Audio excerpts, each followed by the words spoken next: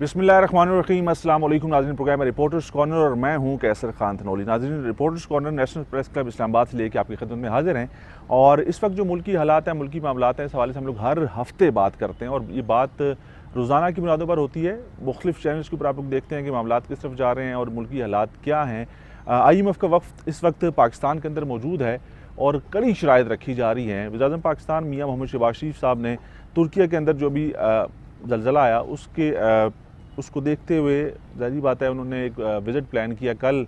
हालांकि APC announce की गई थी कि 9 फरवरी को APC होगी, लेकिन उन्होंने कहा जी कि सबसे पहले हम लोग वहाँ पर जाएंगे। वज़ीर इत्तलात मरियम औरंगज़ेब साहब ने एक ट्वीट के ज़रिए बताया कि मामलात को उसकी संगीनियत को उसके क्योंकि जो हमारे ब्रादर इस्लामी मुल्क है तुर्की, उसके साथ हमारे बड़े करीबी ताल्लुकात हैं, तो हमें फ़ौरन से पहले उधर जाना चाहिए और उनके दुख में बराबर के हम लोग शरीक होंगे।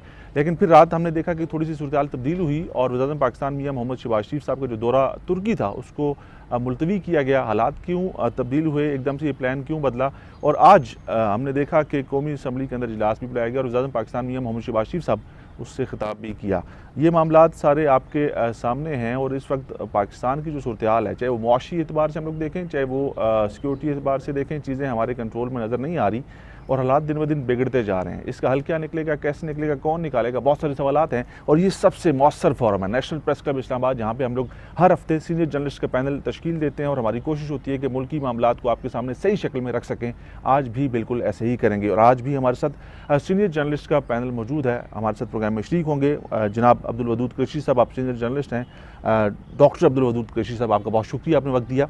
आपके साथ मौजूद हैं फौजिया शाहिद साहिबा, आप भी सीनियर जर्नलिस्ट हैं, आपने भी एक तवील अरसा सहाफ़त के अंदर गुजारा, आपका बहुत शुक्रिया, आपने वक्त दिया।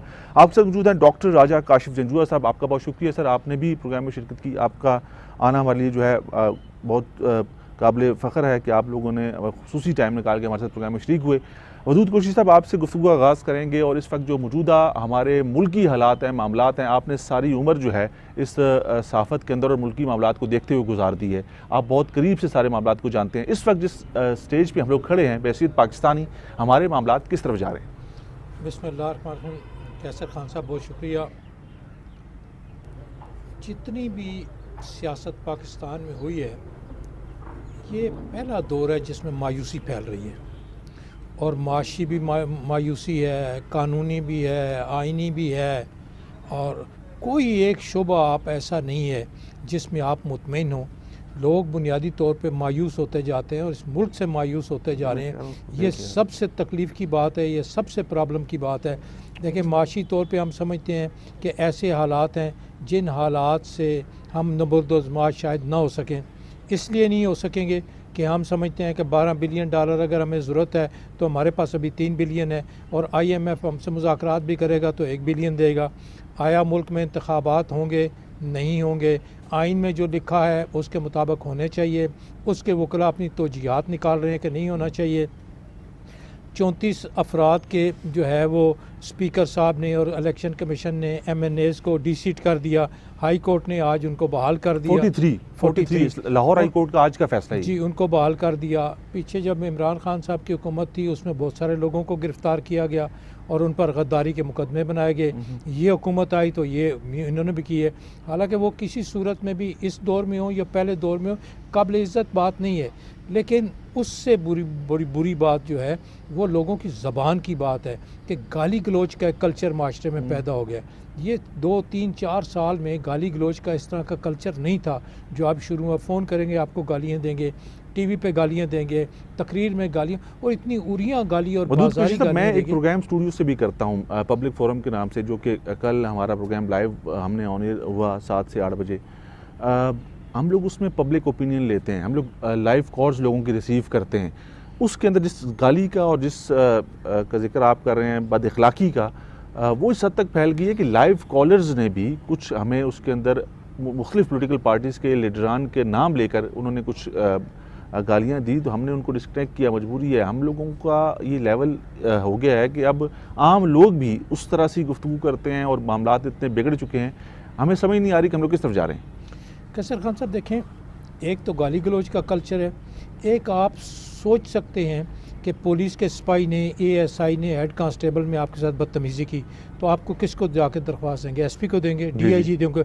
जब यही आए कि वो एसपी वही डीआईजी 2 करोड़ 3 करोड़ दे के लगा है, तो यकीनन वो नीचे से पैसे जाएंगे।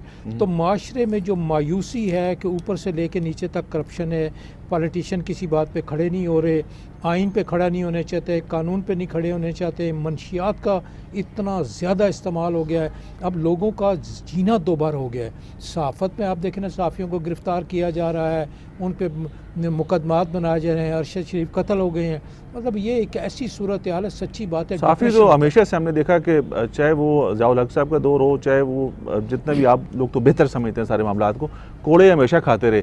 फौजिया शाहिद साहिबा, आपने भी बड़ा एक तवील अरसा इस सहाफ़त के अंदर गुजारा और मुल्की मामलात को बहुत करीब से देखती हैं, जानती हैं।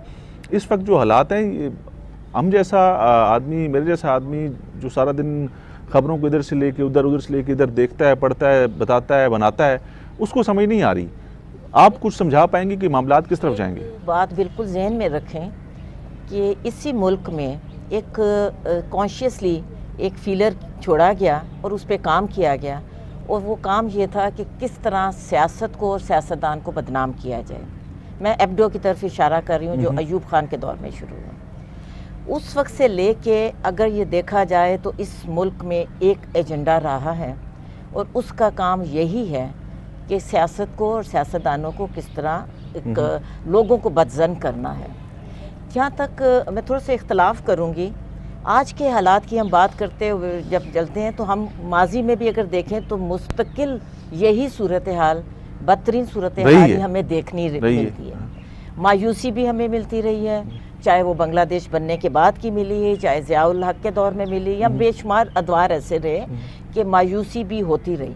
लेकिन प्रॉब्लम ये है कि वो जो एजेंडा था जो एबडो से शुरू हुआ था, वो अपनी, मैं समझती हूँ कि बुलंदी पे पहुँचा जब 2018 में आप एक एजेंडे पे आपने एक हुकूमत बनाई इस मुल्क में, और उसका सिर्फ काम एक था कि आपने सियासतदान को, चाहे वो दोनों बड़ी जमातों के जो भी अकाबरीन हैं, ठीक है, कानून के मुताबिक किसी ने भी कुछ भी किया उसको सज़ा भी होनी चाहिए, उसकी मैं कभी किसी के खिलाफ वो नहीं हूँ, लेकिन ये है कि आप एक मुकम्मल तौर पे उसके ऊपर धब्बा लगा दें कि फ़र्ज़ किया कि जो मुस्लिम लीग नून है तो वो करप्ट है, या पीपल्स पार्टी है तो वो करप्ट है। ये जो एजेंडा उसको दिया गया, मुझे अफसोस से कहना पड़ता है कि पिछली हुकूमत के पास यही सिर्फ एक एजेंडा दिया गया, और वो इसी एजेंडे पे उसने बहुत खुल के काम किया।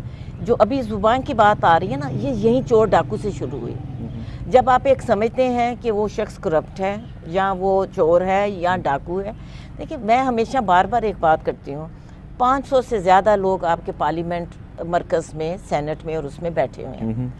क्या आप ये समझते हैं कि ये 500-550 जितने लोग हैं सारे करप्ट हैं? मैं ऐसे लोगों को भी जानती हूँ जिनके अभी भी अपने घर नहीं हैं, किराए के घर में रहते हैं, ठीक है, और ऐसे वसाइल नहीं हैं कि जिस पे हो। ये ज़रूर है, एक चीज़ हमें बिल्कुल क्लियर होनी चाहिए, ये जो सिस्टम जिसको हम कैपिटलिज्म कहते हैं, ये करप्ट सिस्टम है। ये जो अमीर और गरीब में जो इतना फ़र्क पैदा कर देता है, इतना जो उसमें गैप आ जाता है, उसको मैच करने में बहुत सी बुराइयां जन्म लेती हैं।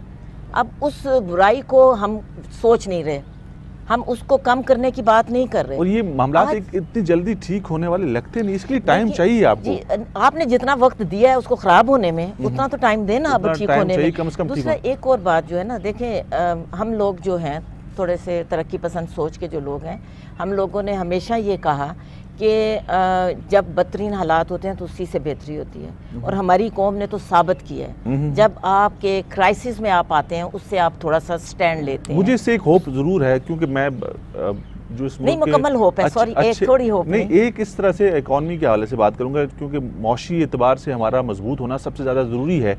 मैं इस मुल्क के एक बड़े अच्छे इकॉनमिस्ट के साथ बैठा, उसने मुझे बताया कि यार ये मामलात ऐसे नहीं हैं जैसे आपको बताए जा रहे हैं, बुरे हालात ज़रूर हैं, लेकिन दुनिया ये चाहती है कि हम लोग अपनी चीज़ों को डॉक्यूमेंटेड कर दें, और जो डिफ़ॉल्ट का मामला गिना जाता है या बताया जाता है वो हुकूमती सतह पर ज़रूर है, जिसके अंदर पेट्रोल है, डॉलर्स है, या जो हमारी एक्सपोर्ट्स हैं, जो चीज़ें डॉक्यूमेंटेड हैं। इस मुल्क की 95% इकॉनमी कहते हैं अनडॉक्यूमेंटेड है, और वही आपकी बचाव की वजह बन सकती है। मैं माज़रत के साथ आपके कतई कलामी करते हैं। देखिए हमारे यहाँ कुछ फ़ैसले आप खुद जब करते हैं वो क्यों अमल दरामद उन पर नहीं होता। मसलन 2013 में 12 का एंड था या 13 का अर्ली था, जिसमें आपने ऑयल का मायदा ईरान से किया, आप नहीं कर रहे। इसके साथ साथ आपने करेंसी स्वैप के मायदे किए कई मुल्कों से, उसमें अभी आजकल तुर्की का आपने जिक्र किया, तुर्की के साथ भी आपने करेंसी स्वैप का मायदा किया। क्यों अमल दरामद नहीं होता? प्रॉब्लम ये है कि वो जो चीज़ जिसकी मैं निशानदेही कर रही हूँ कि ये जो इकनॉमिक सिस्टम, जो आलमी इक्तिसादी निज़ाम है, वो हमारे मुल्क के लिए नहीं है। जो आप उम्मीद की बात करते हैं, देखें इस मुल्क में अफरादी कुव्वत को आप देखें, इस मुल्क में कुदरती वसाइल को देखें जिसको हम टैप ही नहीं कर रहे। हमने अभी संदेह की बात होती है, ये आपका जो प्रेशियस स्टोन्स की जब बात की जाती है, ये सारा आपने कहाँ टैप किया है? यहाँ से कीमती पत्थर चोरी होके भारत से जाके इस वक्त IMF का वक्त मैंने जिक्र भी किया प्रोग्राम की ओपनिंग, क्योंकि पाकिस्तान के अंदर मौजूद है और पाकिस्तान $1 अरब का जिक्र किया वदूद कुरैशी साहब ने कि $1 अरब आपको वो देंगे, लेकिन वो जो आपके ऊपर शरायत या जो आपके पाबंदियाँ लगा रहे हैं या जो आपको वो कैप्चर करना चाह रहे हैं वो बहुत ख़तरनाक हैं। डॉक्टर राजा काशिफ जंजुआ साहब, आप बेहतर चीज़ों को समझते हैं, मामला आपके सामने हैं, बच्चों को पढ़ाते भी हैं यूनिवर्सिटीज़ के अंदर। जाहिर बात है इस वक्त जो पढ़ रहे हैं बच्चे जो यूनिवर्सिटीज़ के अंदर हैं, उनका माइंड क्या है, वो कितनी उम्मीद लगाए बैठे हैं इस सारे निज़ाम से और मामला से? देखिए, निज़ाम से यूथ को अगर हम बात करें ना, नौजवानों की, PTI उनके लिए एक उम्मीद बन के आई, लेकिन PTI के साथ वही मसाइल हो गए जो बाकी पार्टियों के साथ थे। यानी कि जो जमहूरियत है, इलेक्शन है, सियासी पार्टियां हैं, ये सब सिस्टम मुकम्मल होता है पार्लियामेंट में जाके। PTI ने पार्लियामेंट को कभी अहमियत ही नहीं दी। 4 वर्ष पार्लियामेंट में जाने के लिए वही तरीका इख्तियार किया जो इससे पहले हुकूमतें बनाती रही या हुकूमतें बनती रही। मसला यहाँ से शुरू हुआ ना, अगर उन्हीं बैसाखियों का आपने सहारा लेके पार्लियामेंट तक जाने तक, फिर तो आप निज़ाम को तब्दीली नहीं कर सकते, जिसका शिकवा आज हमारे चेयरमैन पाकिस्तान तहरीक इंसाफ इमरान खान साहब करते हैं। देखें, उनके पास जो चीज़ें थी, इख्तियारात थे, या जो उनके पास जैसे लोग उनको मिले वो ले गए, लेकिन मसला ये नहीं था कि वो उनको कैसे लोग मिल गए। बात ये है कि अगर पार्टी का स्ट्रक्चर होता है, आप ये देखें कि यहाँ पार्टी का स्ट्रक्चर या तंजीमी ढांचा अगर हम देखें तो वो MQM के पास होता था, एक तंजीमी मजबूत ढांचा था। अच्छा, दूसरा या जमात इस्लामी के पास है।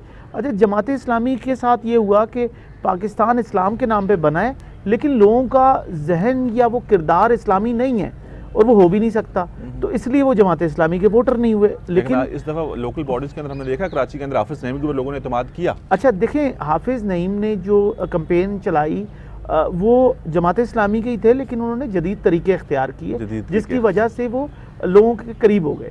अच्छा, वो यानी कि उन्होंने PTI से, यूँ कहिए कि तमाम सियासी पार्टियों ने PTI से सीखा है। 2016-17 में अगर हम टाइम को देखें, मुस्लिम लीग नून में मरीम नवाज़ साहिबा एक बड़ी उम्मीद लेके आई और उन्होंने जिस तरीके से सोशल मीडिया पे एक्टिविटी की, हमें उसकी मिसाल नहीं मिलती। सोशल मीडिया जब से बना है, अच्छा सोशल मीडिया पे बात करें 2012, 13 या 14 की हम बात करें तो ट्विटर का जो पहला इस्तेमाल है, ये प्रॉपर सियासी बुनियादों पे, या जिन साहब की सबसे पहले हमें स्क्रीन पे ट्वीट नज़र आई वो बिलावल थे। बिलावल ने आके सेटअप शुरू किया, लेकिन वो फिर उस तरह नहीं चला उनसे, या वो आगे चीज़ें ख़त्म होती गई। पीपल्स पार्टी, लेकिन सोशल मीडिया का कहते हैं इस्तेमाल तमाम तरह के पॉलिटिकल पार्टीज़ की बात करें, वो सबसे अच्छा, सबसे मौसर वो पाकिस्तान तहरीक इंसाफ ने किया और उसके नताइज भी उनको मिले। इसके ऊपर कुछ मज़ीद भी बात करेंगे। वदूद कुरैशी साहब से मैं भी बात करना चाहूँगा, क्योंकि इस वक्त जो मुल्की मामलात हैं उस सब के लिए जो है वो बहुत बाइस तशवीश हैं कि हम लोग किस तरफ जाएंगे, कहाँ पर खड़े होंगे। तुर्किया के अंदर इस वक्त जो आने वाला ज़लज़ला है, हम लोग अपने उन भाइयों की मदद करना चाहते हैं, हमने कुछ इमदादी सामान भिजवाया भी है, लेकिन इस वक्त हमें अपनी बहुत सारे हमारे मामलात ख़राब हैं, हमें अपनी मदद की ज़रूरत है। और जिन शराइत का मैं बार बार जिक्र कर रहा हूँ, IMF जो हमसे चाहता है, अगर हम लोग पूरे करते हैं तब भी हम लोग फंस जाते हैं, अगर नहीं करते तब भी हम लोग फंसे हुए हैं, पीछे आ गए और आगे खाई है। ये मामला कहाँ पर जाकर रुकेंगे, कैसे रुकेंगे, ये सवाल है। एक ब्रेक से वापस आते हैं। आप लोग देख रहे हैं reporters corner, national press club Islamabad से।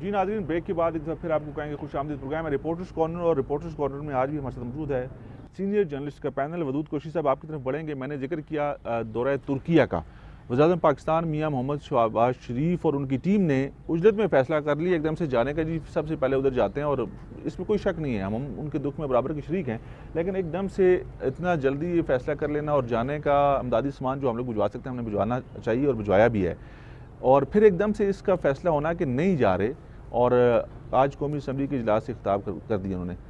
ये मामला क्या है, ये क्यों? बुनियादी तौर पे हमारे हुक्मरानों के साथ जो लोग हैं वो शायद तारीख़ से वाकिफ़ नहीं है। मियाँ नवाज शरीफ साहब भी जब ज़लज़ला हुआ था तो उन्होंने वहाँ कहा कि मैं जाना चाहता हूँ, तो पाकिस्तानी एम्बेसडर ने जबरन रोका कि जनाब आप ना जाएं, अभी तो रिलीफ के कामों में अपने मुश्किलात में फंसे हुए, तो बस हमें मैं यही आपसे हमारी जानना चाह मेज़बानी रहा था, कैसे इस दफ़ा भी यही हुआ ना? जी सर। और फिर उसके बाद भी उन्होंने 6 दिन के बाद दौरा किया, और ये कभी होता नहीं है कि किसी मुल्क में ज़लज़ला आ जाए, कोई आफत आ जाए तो आप जाए फिर आपकी मेज़बानी में लग जाए, कैसे हो सकते हैं? उनके अपने मामलात हैं। तो वो बहुत उजलत में किया, और मुझे लगता है कि उनके साथ जो मशीर है वो कोई तारीख़ से वाक़फ़ नहीं है और इससे भी वाक़फ़ नहीं है कि क्या करना चाहिए किस हालत में। भाई आप रिलीफ के लिए लोग भेज दें, सामान भेज दें, खुद जाएंगे, आप एक मुल्क के सरबराह हैं, आपका प्रोटोकॉल देंगे, आप जाके क्या कर लेंगे वहाँ? आप वहाँ करेंगे क्या? मसलन देखिए जब यहाँ पर टावर गिरा इस्लामाबाद में तो लोग नीचे थे, परवेज़ मुशर्रफ साहब उसके ऊपर खड़े हो गए, तो 2 घंटे खड़े रहे और 2 घंटे तक लोग नीचे चीखें मारते रहे और सब लोगों को रोक दिया कि वो फ़ोटो सेशन था। फिर वो हटे तो उसके बाद लोगों को निकालना शुरू। तो ऐसे मौके पे वज़रा को चला जाना, प्राइम मिनिस्टर अपने मुल्क में भी अगर कहीं खुदा न ख्वास्ता को मसला हो तो आप वज़ीर इमदादी सरगर्मियाँ तेज़ करें, आप जो कर सकते हैं वो करें। तो वो अपने प्रोटोकॉल के चक्कर में जो है वो नुकसान होता है, फ़ायदा नहीं होता और उसका तासर भी अच्छा नहीं पड़ता। तो अच्छा फ़ैसला नहीं था जो उन्होंने किया। मतलब अब या तो उनको मना कर दिया गया या उनको शायद समझ आ गई कि ये मुनासिब वक्त नहीं है जाने का। दूसरी तरफ बढ़ेंगे, एपीसी का हमने जिक्र किया। एपीसी के अंदर चेयरमैन पाकिस्तान तहरीक इंसाफ इमरान खान साहब से रब्ता करने की कोशिश की गई थ्रू परवेज़ खटक साहब और असद कैसर साहब, साबिक स्पीकर जो कौमी असम्बली के थे, उनसे रब्ता किया गया, या सादिक साहब ने उनसे रब्ता किया और वो जो मामला था जिससे रब्ता किया गया, कहते हैं कि हमें कबूल नहीं है, जो एक तरीक़ाकार है और वाकई ये एक नेशनल लेवल के लीडर को जब आप उनसे रब्ता करते हैं तो उसका एक तरीक़ाकार है, वैसे ही होना चाहिए। पहले 7 फरवरी की डेट दी गई, फिर 9 फरवरी की डेट दी गई, और अब मामला कहाँ पर जाएगा, ये एपीसी होगी या नहीं होगी, या नेक्स्ट डेट कौन सी होगी, और उसमें क्या खान साहब शिरकत करेंगे जिस तरह से वो चाहते हैं, वैसे अगर दावतनामा मिल जाता है तो? कैसर खान साहब देखें, एपीसी के बारे में कोई चीज़ भी हतमी सामने नहीं है। मसलन तासर ये था कि एपीसी होगी, इसमें फ़ौज के आईएसआई के नुमाइंदे बैठे होंगे, जी। वो बात करेंगे और हम इसको सिर्फ़ और सिर्फ दहशतगर्दी पे करेंगे। फिर जब वक्त गुजरा, इमरान खान साहब को उन्होंने दावत दी, उन्होंने कहा मैं दावत कबूल नहीं करता। अब उन्होंने नया स्टैंड लिया कि मैं जाऊंगा और मुझे बाज़ाब्ता लिख के दिया जाए। मुझे लगता है कुछ तरीक़ाकार तो वैसे यही होना चाहिए था। एक कौमी लेवल के लीडर को आप प्रॉपर प्रोटोकॉल के साथ, जब प्रोटोकॉल से मुराद जो तरीक़ाकार है उसको अडॉप्ट करते, बजाय इसके किसी को फ़ोन करके पैगाम भिजवा दें जी कि आप हम लोग चाहते हैं कि आप भी आ जाएँ, ऐसा तो नहीं होता ना। मेरा ख्याल है कि शायद वो नहीं आना चाहते, लेकिन कुछ सीनियर रिटायर्ड लोगों ने उनको समझाया कि आप जाएँ। अब जब दोबारा एपीसी होगी तो मेरे ख्याल में सिर्फ पॉलिटिशियंस होंगे। अगर इमरान खान जाते हैं तो फिर बाकी जो है ना फौजी हल्के या वो नहीं होंगे। अब उसमें सिर्फ लगता है उनकी मौजूदगी के बगैर तो फिर एपीसी इतनी सूदमंद साबित नहीं होगी, क्योंकि इस वक्त जो मुल्की हालात हैं और जो दहशतगर्दी के हमें खतरात और चैलेंजेस हैं वो बेहतर ब्रीफ कर सकते हैं। जी, इसका मुझे लगता है अब स्कोप बढ़ा दिया। पहले स्कोप तो दहशतगर्दी था, अब मुझे लगता है इलेक्शन भी लाना चाहते हैं, फाइनेंस भी लाना चाहते हैं, अब बहुत सारी चीज़ें उसमें ले हैं। तो वो एपीसी नहीं है जो मकसद था कि दहशतगर्दी हुई है, दहशतगर्दी के खिलाफ नेक्टा में तरमीम की जाएँ, उस पर अमल दरामद किया। अब मुझे लगता है एक सियासी किस्म का काम होगा और वो एक बीच दरमियान में बहुत छोटा सा उसका स्पैन मिलेगा या वक्फा मिलेगा या गुफ्तगू को होगा, बाकी चीज़ें डाल दीजिए। तो वो जो शुरू में जो जज्बा था अब उस जज्बे को कमज़ोर कर दिया गया, ख़त्म कर दिया गया। अब मुझे लगता है कि बहुत सारा मलगूबा डालेंगे, फिर उसके ऊपर वो कहेंगे एजेंडा दो, फिर एजेंडे पे बात होगी। तो ये लगता है अभी और 10-15 दिन 20 दिन और डिले होना शुरू हो जाएगा। फौजिया शाहिद साहिबा, आप क्या कहेंगी एपीसी के हवाले से, और जिस तरह से वदूद कुरैशी साहब ने फरमाया ऐसे ही होगा कि इसमें आपकी नज़र में कुछ तब्दीलियाँ और हैं या कुछ मामला? हम लोग तो ये समझते थे कि आर्मी चीफ इस वक्त आपको पता है हमारे मुल्क में मौजूद नहीं है, उनका होना ज़रूरी था, और दूसरा एकदम से प्राइम मिनिस्टर ने तुर्किया का प्लान किया, ये वजह हो सकती थी। लेकिन अब मामलात कुछ और तरफ जा रहे हैं, और जिस तरह से वदूद कुरैशी साहब ने जिक्र किया, यही मामला है कि कुछ और भी हो सकता है? 2 बातें। एक तो सबसे पहले चूँकि एक बात की जा रही है 2014 की कि उसमें भी एपीसी जब हुई और उस वक्त एक धरना चल रहा था और एक बहुत सानिया बहुत बड़ा हो गया एपीसी में, और उसके बाद आपने देखा कि वो आप शरीक हो गए और आपका 20 नकाती एजेंडा भी आ गया, सब कुछ हुआ। उसमें किसने किरदार अदा किया था उनको लेके जाने में?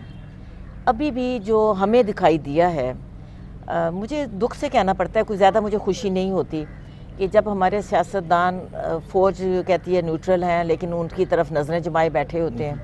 अभी भी जो पहले फ़ैसला ना जाने का था, उसके बाद आने का, तो वहीं से कोई इशारा उन्होंने लिया और उनकी ख्वाहिश भी ये है कि फिर एक मरतबा, आपसे मुराद के मैं बिल्कुल वाज़े तौर पे एस्टेब्लिशमेंट से कि माजी के किसी रिटायर्ड किसी, आप उसको मौजूदा की मैं बात कर रही हूँ, मैं अच्छा। माजी में जाने की इतनी ज़्यादा वो उसमें नहीं कर रही। बात यह है कि वो ताल्लुकात तो बेहतर करना चाह रहे हैं, उनके ताल्लुकात जो हैं वो ख़राब हुए और उसके बाद उन्होंने जब कुछ उनके जनरल्स के बारे में ओपन नाम लेके बहुत से लोग ये कहते हैं कि खान साहब को समझाया गया उनके मैं, करीबी दोस्तों की तरफ से कि आप अगर थोड़ा एपीसी में नहीं जाएंगे, वो समझाने वाला ही कहा जाता अगर आप एपीसी में नहीं जाएंगे तो कल अगर ये फैसले आपके बगैर भी हो जाएंगे और मामला आगे बढ़ जाएंगे और चीजें बेहतर होगी तो आपको नुकसान होगा उसका। आपको थोड़ा सा इशारा उसमें मिलता है कि समझाया किसने है, बहुत सी मतलब चीजें फवाद चौधरी भी होती समझा हैं। सकते हैं, परवेज खटक आपको समझा भी सकते मालूम हैं। है आपको भी मालूम है, मुझे भी मालूम है कि समझाना कहाँ से वो थोड़ा सा इंफॉर्मेशन ले लेते हैं और कहाँ से समझने की बात करते हैं। मामला मुझे ये भी नज़र आ रहे हैं। खैर, अगर उनके ताल्लुकात वो बेहतर करना चाहते हैं, मैं उसमें किसी सियासी जमात में नहीं कहती, इस मुल्क के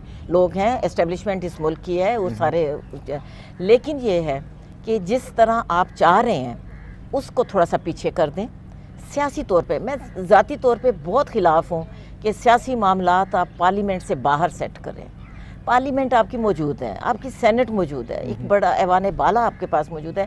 आप कभी कहीं देखते हैं कि कहीं से कोई आपको रिलीफ मिले, कभी किसी जगह नज़र करते हैं, मैं उसके बहुत ख़िलाफ़ हूँ।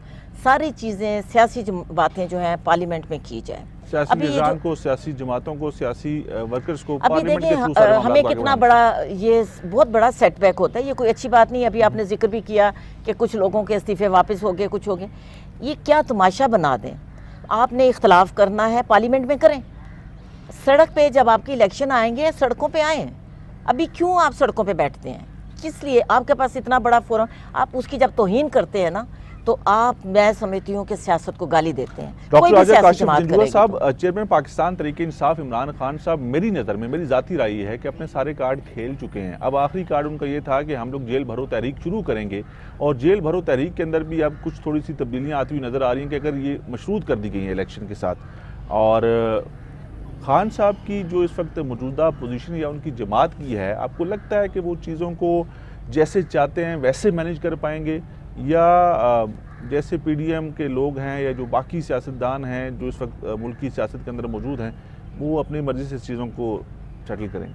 अच्छा देखें, गुज़िश्ता कई बरस से 2014 से जब से पीटीआई हमें जिस मकाम पे नज़र आती है, एक बात तो तय है कि पाकिस्तान में जो भी बयानियाँ हैं वो पीटीआई ही तश्कील देती है और बाकी सब उसको फॉलो करते हैं। अच्छा, जो इमरान खान है वो खुद कितने सियासी, वोट को इज्जत दो का बयानिया तो मियां मोहम्मद नवाज शरीफ का था। देखिए वो उनका आया, लेकिन ये भी बाहर निकले तो ये उसकी तरफ गए। लेकिन वोट को, जैसे हमारे साथ ने कहा कि पार्लियामेंट से सारी चीज़ें मशरूत हैं, लेकिन इमरान खान की नज़र में जो है, चूँकि पार्लियामेंट में भी आप वोटों के ज़रिए जाते हैं या पब्लिक के ज़रिए जाते हैं, तो जितना पॉपुलर वोट है, जितनी यूथ है, जितना एक बड़ा हल्का है शहरों में के अलावा पंजाब और केपी की अगर हम बात करें, हत्ता कि बलूचिस्तान भी शामिल करें और कराची को भी हम मिला लें, तो वो पीटीआई है इस वक्त पाकिस्तान की वो वाहिद जमात होगी जो इस वोट बैंक सब सूबों में रखती है।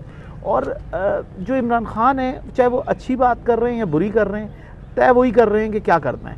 और उनके इर्द गिर्द जो लोग हैं, मुझे नहीं लगता कि वो कौन कह रहा है, मुझे लगता है कि वो सुनते किसी की नहीं है।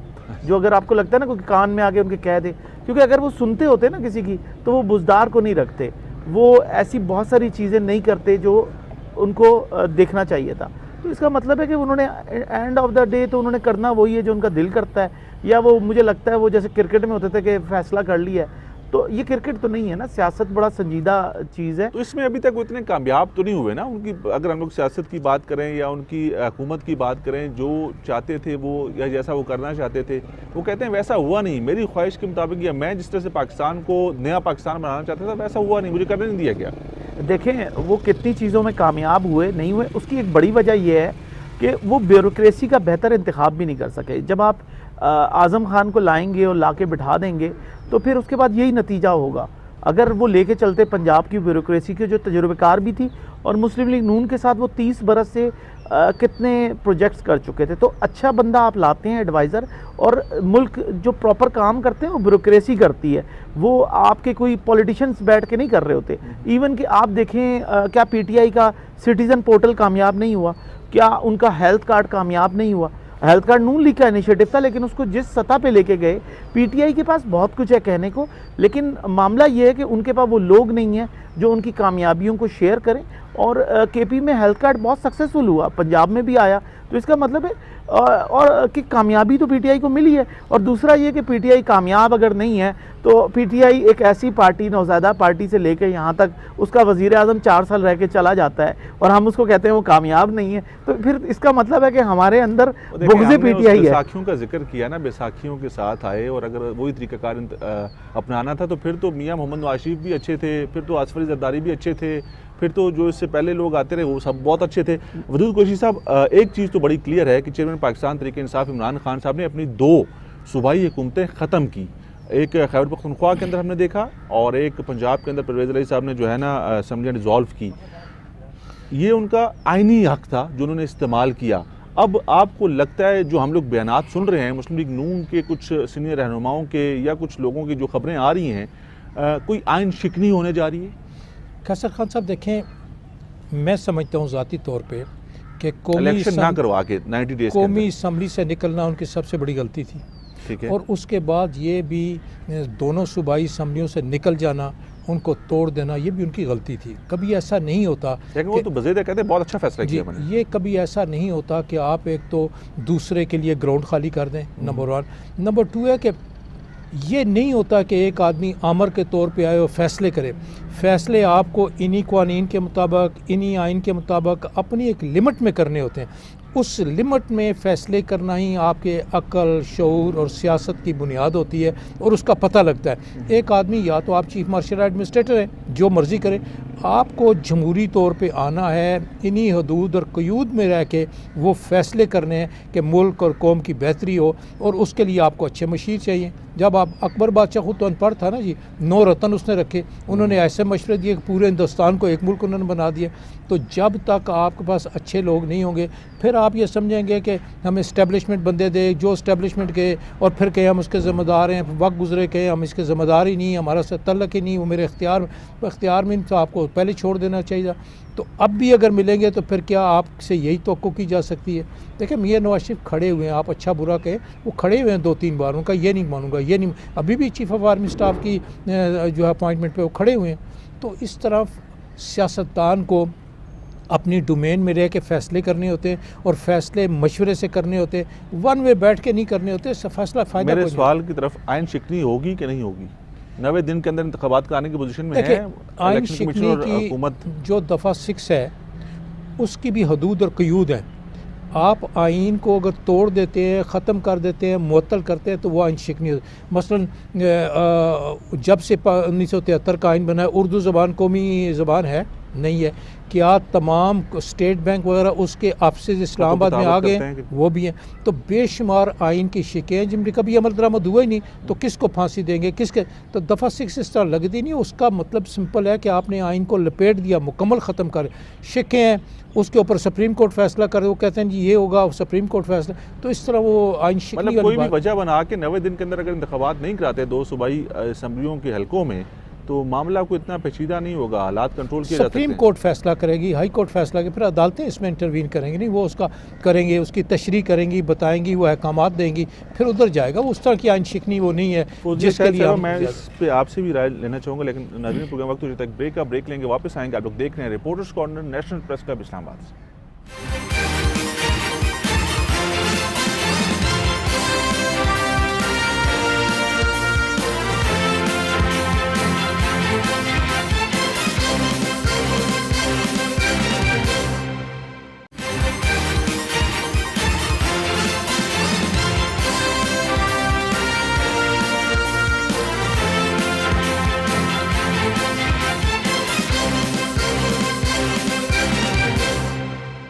जी नाज़रीन, ब्रेक के बाद एक दफ़ा फिर आपको कहेंगे खुश आमदीद। और फौजे शाहिद साहब आपकी तरफ बढ़ेंगे। वदूद कोशी साहब की आपने गुफ्तगू सुनी। मैंने कहा कि 2 सूबों के अंदर हुकूमत और इलेक्शन कमीशन जो है वो इंतखाबात 90 दिन के अंदर करवाने के लिए तैयार हैं, क्योंकि गवर्नर साहिबान ने तो अभी तक कोई मुनासिब जवाब नहीं दिया या डेट नहीं दी। जवाब तो उन्होंने दिया लेकिन डेट कोई नहीं दे सके। और इलेक्शन कमीशन भी रोज़ाना की बुनियादों के ऊपर हम लोग देख रहे हैं कि मीटिंग्स कॉल कर रहे हैं, बातचीत हो रही है। आज भी मीटिंग हुई और दोनों सूबों के इंस्पेक्टर जनरल ऑफ पुलिस को भी बुलाया गया और ज़िम्मेदार लोग भी मौजूद थे, चीफ सेक्रेटरीज भी मौजूद थे। इलेक्शन करवाने के मूड में हैं कि नहीं? देखिए, एक तो 2 बातें जो सामने हमें दिखाई दे रही हैं। नंबर 1 ये है कि इलेक्शन का साल है और चंद माह बाद इलेक्शन, एक जनरल आपके इलेक्शन होने वाले हैं। उससे 2-3 माह पहले आप एक असम्बली डिज़ोल्व करते हैं और क्यों की जाती हैं ये, जैसे अभी वदूद साहब ने कहा है कि ये एक मजाक बनाया हुआ है कि आप हमारे आइन के अंदर इस चीज़ की गुंजाइश है ना, इसमें कोई बात नहीं है बिलाशुबा। देखें, आइन को भी आप अपने तकाज़ों में भी देखते हैं, ये कोई बात नहीं है कि आइन के मुताबिक तो है 90 दिन में होने चाहिए और आइन के मुताबिक हर हालत में उन्हें कराने चाहिए। वो अलग बात है कि आजकल मिसाल दी जा रही है मोहतरमा की शहादत की कि कुछ लेट हो गया, मतलब मुख्तलिफ औकात में की जा रही है, फ्लड्स हो गए वो लेट हो गया, कुछ इस किस्म की। अब खुदा न खास्ता ये आप क्या ऐसे हालात पैदा करना चाहते हैं कि लेट हो जाए, मैं उसकी कोई हामी नहीं हूँ। लेकिन ये जो मजाक बनाया जाता है कि एक शख्स ही सारी सीटों पे इलेक्शन लड़ेगा, मैं थोड़ा सा जो है ना, जो एक मोतबर रवैया सियासतदान को होना चाहिए उस नहीं। अभी जो कौमी असम्बली के इलेक्शन अनाउंस हुए, बाई इलेक्शन, उसके अंदर तमाम तर कैंडिडेट्स को कहा गया कि अब आ गए हैं, लेकिन पहले यही एक मजाक बन, लेकिन हमने देखा ये मामला आज लपेट दिया गया ना, अब तो वो हाई कोर्ट लाहौर ने खत्म ही कर दिया, वो डिसाइड हो गया। लेकिन उससे पहले हमने देखा कि 9 सीटों पे इलेक्शन हो के वो क्या हुआ, ना कोई हलफ हुआ है, ना कहीं किसी ने कोई सीट छोड़ी है, वो सीटें कहाँ गई 9-10 जो पहले हुई थी। बात यह है कि आप इसको दुनिया में मजाक ना बनाएं। कॉन्स्टिट्यूशन आपकी यकीनन हर एक की बड़ी मोतबर किताब होती है, उसके जो कवानीन है उसका एहतराम किया जाता है, सब कुछ होता है, लेकिन आपने एक मजाक बना दिया। अभी थोड़ा सा पहले ही हम देख रहे थे जो बार बार एक बात आ रही थी कि कौमी हुकूमत की बात हो रही है, 2 साल के लिए कौमी हुकूमत। कौन सी कौमी हुकूमत? क्या ये हुकूमत को आप कौमी हुकूमत का नाम दे के आगे लेके जाना चाहते हैं? अगर इस किस्म की भी कहीं सोच पैदा होती है या बात की जाती है तो मैं उसको शर्मनाक कहूँगी। मैं नहीं समझती कि किसी भी किस्म की, क्योंकि कौमी हुकूमत का कोई वजूद नहीं है आपके कॉन्स्टिट्यूशन में। फिर आ जाता है कि आप टेक्नोक्रेट्स की बात, 70 साल जो तारीख है हमारे मुल्क की, हमारे जमहूरी सिस्टम में तो नाकाम रहा ना। जी, मैं आपसे यही बात अर्ज कर रही हूँ। फिर आ जाती है कि टेक्नोक्रेट्स की, हमने ये देखा है कि देखिए टेक्नोक्रेट्स जो है ना, थ्योरेटिकल एंड प्रैक्टिकल में बहुत फ़र्क होता है। टेक्नोक्रेट्स बहुत काबिल इंसान होते हैं, अमली शक्ल में वो कामयाब नहीं हमें दिखाई दिए। यहाँ तजर्बात हुए हैं ना, हम क्यों नहीं देखते? अभी वदूद कुरैशी ने कहा कि माजी से तजर्बात से जो है सीखना होता है। आपने 70-72 साल 75 साल गुजार दिए हैं, अभी आप फिर अलिफ बे से शुरू हो रहे हैं, क्या बात है? क्यों अपने वो जो आपके नाकाम तजर्बात हैं, जो कामयाब तजर्बात हैं, पॉलिटिकल पार्टीज के हों चाहे हमारे डिक्टेटरशिप के हों, तो हमने तो बुरे ही देखे, नाकाम ही हुए। मैं आपसे वही अर्ज कर रही ना कि नहीं, देखिए मैं पॉलिटिकल पार्टीज़ की हामी हूँ, मैं नाकाम नहीं कहती, जो साफ बात है। वो अलग बात है कि क्यों चलने नहीं दी गई, उस पर हम ज़रूर बात करते हैं। ये कोई बड़ी फ़ख्र की बात नहीं है कि हम ये कहें कि कोई भी वज़ीर आज़म ने मुद्दत पूरी नहीं की, ये कोई अच्छी बात नहीं है। ये कोई फ़ख्र की बातें नहीं है कि हम अपनी तारीख़ में बच्चों को ये बता रहे हैं कि वज़ीर आज़म ने किसी ने पूरी नहीं की, फ़लान नहीं किया। ये तमाम बातें जो हैं हमारे लिए एक स्याह धब्बा है कि हम तारीख में ये चीज़ें शामिल करते हैं। अहलियत और काबिलियत का मसला था, क्या मामला था? देखिए, अगर काबिलियत के हवाले से देखें, ये जो एक बार बार जो अल्फाज का इस्तेमाल गलत है। मसलन अभी भी ये कहा जाता है बारियाँ लगी हुई।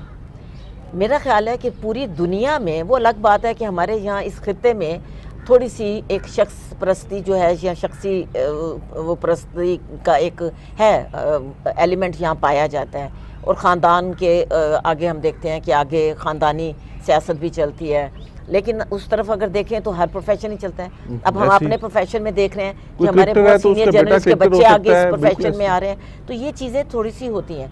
लेकिन जहाँ तक बारियों की बात है, अमेरिका को बहुत बड़ी डेमोक्रेसी कहते हैं। ये होना ज़्यादा अच्छी बात है, क्योंकि आप अच्छे तरीके से सीख के चीज़ों को आगे आ सकते हैं। तजर्बात से आते हैं, सीख के भी आते हैं, आपके साथ एक टीम बड़ी डेवलप हो जाती है।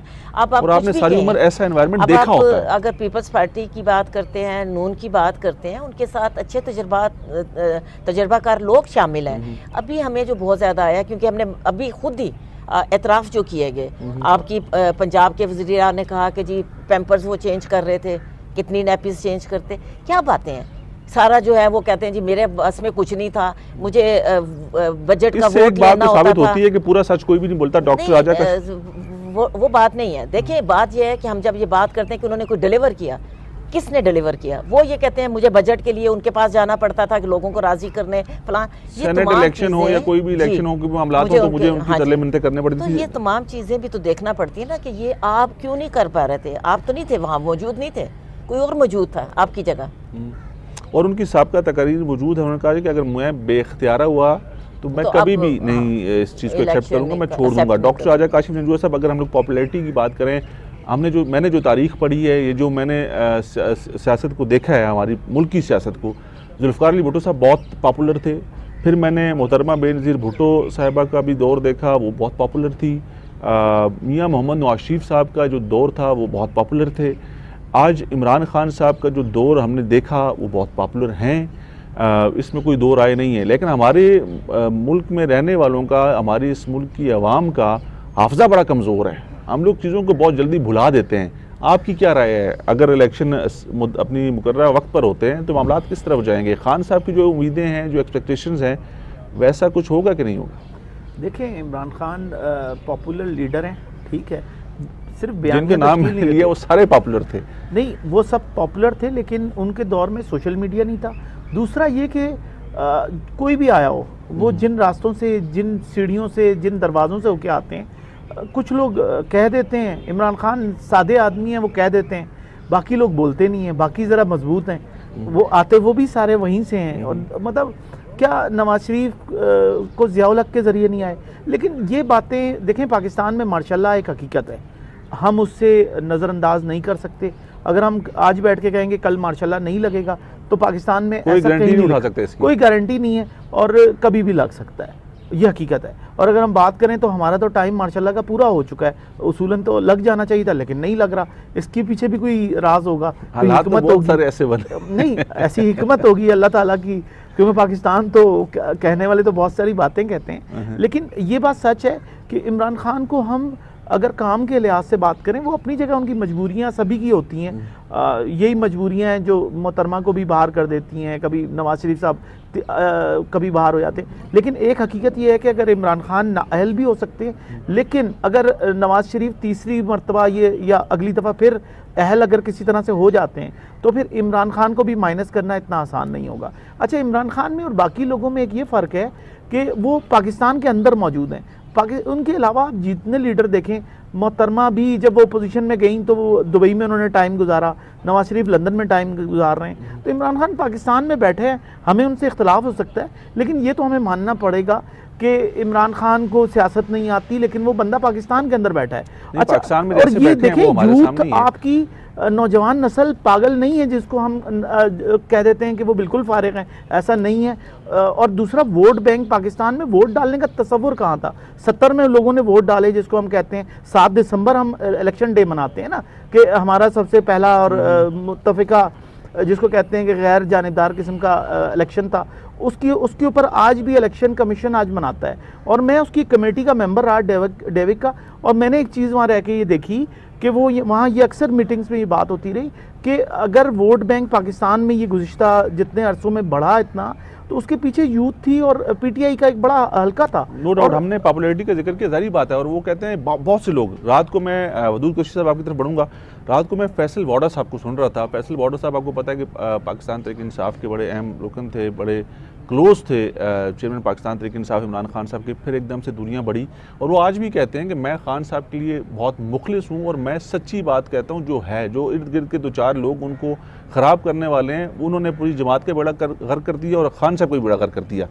उन्होंने ये बात कही कि मैं देख रहा हूँ कि खान साहब डिसक्वालीफाई हो जाएंगे बिफोर इलेक्शन।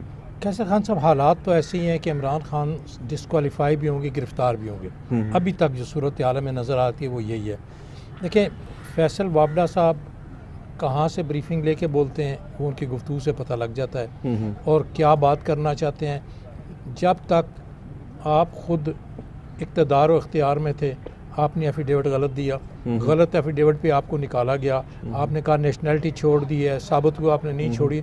तो अगर ये सियासतदान सच्चे हों, सच बोलें, ठीक बोलें, तो बहुत सारे काम ठीक हो सकते हैं। अभी तक तो यही है कि इमरान खान साहब की नाअहली हर हाल नज़र आ रही है और लगता है कि उनका रास्ता रोका जाएगा। लेकिन बहुत से हलकों में हमारे तक भी ये खबर आती है, कुछ दोस्तों के साथ बैठते हैं, वो ये बात करते हैं कि खान साहब इस मुल्क की सियासत से वाकई माइनस हो गए हैं, उनकी कोई जगह आगे इस मुल्क की सियासत के अंदर नहीं है। कैसर खान साहब एक सियासी जमात इक़्तिदार और इख्तियार में है, वो लोगों को पेट्रोल 35 रुपये बढ़ा रही है, बिजली वो बढ़ा रही है, महंगाई वो कर रही है, तो वो इसलिए कर रही है कि इक़्तिदार छोड़ के चली जाएगी कि उसके जवाब में लोग जो इमरान खान को वोट दे, हो नहीं सकता ना। इसलिए ये यकीनी बात है कि ये इलेक्शन कहीं अभी 6 महीने में हो जाएंगे, साल में होगा, इसका मुझे नज़र नहीं आता। देखिए इतनी में और ये भी नज़र नहीं आता कि खान साहब दोबारा हुकूमत बनाने की पोजीशन में आ जाएं। अनपॉपुलर होके कौन इलेक्शन में जाना चाहता है, ये एक दलील है। अब अल्लाह करे। शायद साहब आप मुख्तसर से बताइएगा क्योंकि प्रोग्राम में वक्त ख़त्म हुआ चाहता है, अभी थोड़ा सा टाइम रह गया हमारे पास। ये जो हमने गुफ्तगू की अभी, इससे आपको क्या लगता है कि खान साहब की ये जो मामलात हैं या जो उनकी पॉलिटिक्स है, खान साहब की हद तक कहते हैं कि पीटीआई खान साहब है और खान साहब पीटीआई हैं, इससे आगे कोई मामला नहीं है। और ये जो अभी इन्होंने अपने साबका जो उम्मीदवार थे कौमी असम्बली के, जो नायल हुए थे, जो उनको इंतखाब में उतारने की बात की, वो इसलिए की कि इनका ज़रा टेस्ट हो जाए, ये क्या कितना इनका वज़न है। देखिए इमरान खान की जहाँ तक पॉपुलैरिटी का ताल्लुक है, हम लोग बड़े शहरों में बैठ के एक एस्टिमेट्स बनाते हैं। दूर दराज के जो गोट हैं या गांव हैं या देहात हैं, वहाँ तो आपका कोई भी चौधरी है वो वोट लेके कामयाब होता है, ठीक है। अब आप वो चौधरी किसके पास जाते हैं, वो पॉपुलैरिटी वहाँ होती है। इसलिए मैं ये सोशल मीडिया की पॉपुलैरिटी या जो बात हम फ़ौरन करते हैं कि बहुत पॉपुलर लीडर हैं, मैं उस पर ज़रा थोड़ा सा कम बिलीव करती हूँ, क्योंकि मुझे ये पता है कि आपने अगर जनूबी पंजाब में इलेक्शन लड़ना है तो किस किस को लेना है, फ़लाँ जगह करना है तो वही आप हेड्स लेते हैं, जिस तरह जिनके पटों गलों में पट्टे डाले गए आप कोई और डाल रहा होगा। सो ये पॉपुलैरिटी को हम नहीं कर सकते। बिलाशुबा सोशल मीडिया कितनी चीज़ हो गई है कि असरअंदाज हो रही है, और मेरे ख्याल में हम यहाँ बैठे हमारे पे भी असरअंदाज सोशल मीडिया होता है कि हम ये समझते हैं कि he is the most popular person. लेकिन हमने बाई इलेक्शन में देखा ना 8 से 9 सीटें उन्होंने, वो आपको भी पता है इलेक्शंस की जो सीटों का, उनकी जो सीटें थी, किस तरह इलेक्शन होते हैं, वो छोड़ दीजिए। वो लोगों का, मैं ज़ाती तौर पे इलेक्शन की सियासत को कहाँ पर देख रही हैं? मैं सियासत देखें वही वन मैन सियासत है उनकी। उनकी आगे मुझे इसलिए नहीं, जो अभी बात की जा रही है -1 की, देखिए अब -1 क्या उन पे किसी ने इल्ज़ाम लगाया है? अब ये देखिए ना, बेनज़ीर पे आपने करप्शन के इल्ज़ाम लगा दिए। हमने इसी मुल्क में हमने देखा सोहरवर्दी साहब पे भी करप्शन के इल्ज़ाम लगा के आपने हटाया, नवाज शरीफ पे भी करप्शन के हुए, फ़लान वोट। इस पे तो कोई इल्ज़ाम नहीं लगा। इस पे क्या इल्ज़ाम है? इन पे जो इल्ज़ाम है वो उनकी ज़ात का है। मसलन वो फंडिंग की बात आ रही है, गैर मुल्की फंडिंग की बात आती है, या इसमें किसी तरह जो उनके जरिए से कहते हैं हुई वो नहीं। मैं आपसे वही अर्ज कर रही हूँ ना, जो उनके नाम आते थे ना, जो पहले जिस तरह करप्शन कहा जाता था, मेरा मतलब है वो तो इल्ज़ाम पे नहीं है। फ़र्ज़ किया कि अभी आप उनका बेटी का केस एक चल रहा है, ये तो तमाम चीज़ें किसी ने तो नहीं कही ना, ये थोड़ा सा फ़र्क देख लें। अब उसमें इमरान खान कितना रजिस्ट करते हैं, तो वाज़े तौर पे तो दिखाई देता है कि 62-63 तो उन पे आ रहा है कि आपने झूठ बोला, आपकी एक औलाद है, आप नहीं मान रहे। सादिक और अमीन नहीं है। तो डॉक्टर आजिज़ काशिफ़ जिंदू साहब मुख्तसरन बताइएगा आपकी क्या राय इस हवाले से, खान साहब माइनस हो जाएंगे इस मुल्क की सियासत के अंदर से? देखें, इमरान खान माइनस हो ना हो, लेकिन पीटीआई माइनस नहीं होगी।